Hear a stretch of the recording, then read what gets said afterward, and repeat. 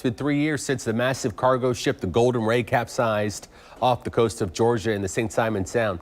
Now a group of fishermen, crabbers, and other business owners are suing the ship's owners and the salvage company that dismantled the ship.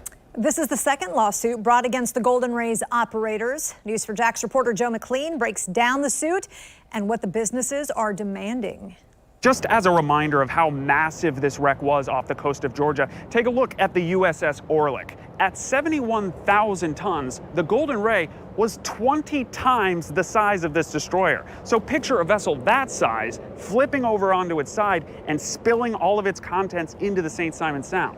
The result was a disaster, and that's why these industry professionals are suing the business owners, because they say their companies have been hit hard. It was the largest removal of a U.S. shipwreck ever. It took 2 years and more than 3 million man-hours to complete.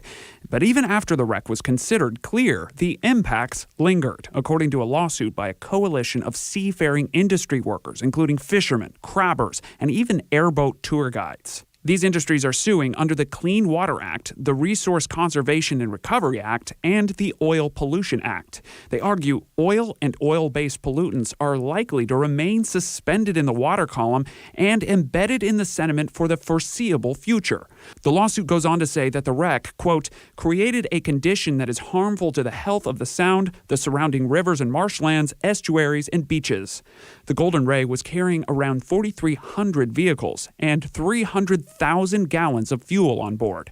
That fuel leaked into the surrounding waterways and land, including the St. Simons Sound, Jekyll and Cumberland Islands, parts of St. Simons and Sea Islands, as well as the McKay River and surrounding marshes. Fletcher Sams is the Altamaha River keeper and says one of the most urgent steps that the defendants haven't taken yet is taking a full toll of the damage done by the wreck.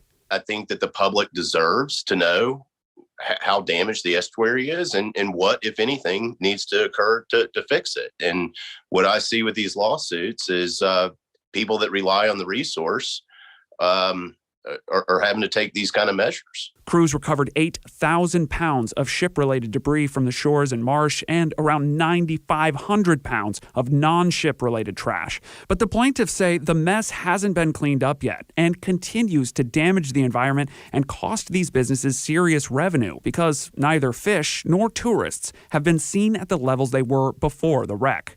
Joe McLean, Channel 4, the local station. We reached out to the companies facing this lawsuit for comment, but did not get a response in time for this broadcast.